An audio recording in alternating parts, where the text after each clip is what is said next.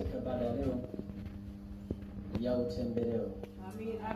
Bwana Yesu asifiwe. Amen. Sema amina kama umebarikiwa. Amen. Shuhuda hizi ambazo umezisikia leo ni uthibitisho kwamba Mungu yuko hapa.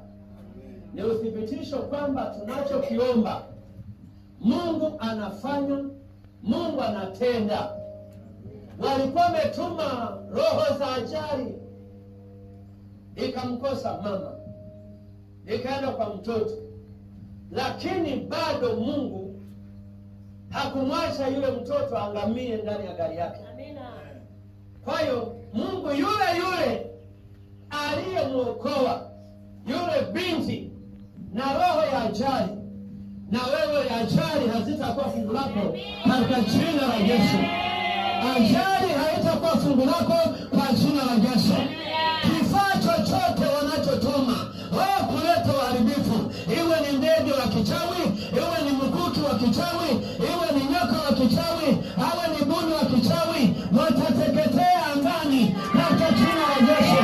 Hizo ajali zao ziwarudie wenyewe kwa jina la Yesu.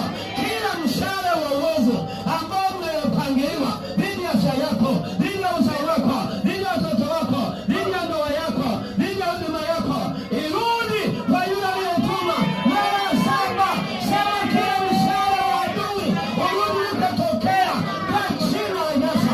Mshale wa presha urudi kwao, mshale wa kensa urudi kwao, mshale wa pumu urudi kwao kwa jina la Yesu. Aliyekupangia mauti imrudie mwenyewe, anayechimba shimo adumukie mwenyewe kwa jina la Yesu. Na kila mzimu uliotuma uhai wako, natangaza moto, natangaza moto. Ule mzimu wa ukoo ambao unataka damu yako, pigwe radi kwa jina la Yesu. Upigwe radi ya Bwana kwa jina la Yesu. Upigwe radi ya Bwana kwa jina la Yesu. Kila radi za kishetani, kila nyuki za kishetani ziwarudie wenyewe kwa jina la Yesu. Ziwarudie wenyewe kwa jina la Yesu. Wewe hautakufa, wewe hautauawa katika jina la Yesu. Kila wakala wa shetani anayewinda damu yako apigwe radi kwa jina la Yesu. Apigwe radi kwa jina la Yesu. Iwe kwa njia ya jamii, iwe kwa njia ya majaji, iwe kwa njia ya ng'ombe, iwe kwa njia ya kutembea kwa miguu,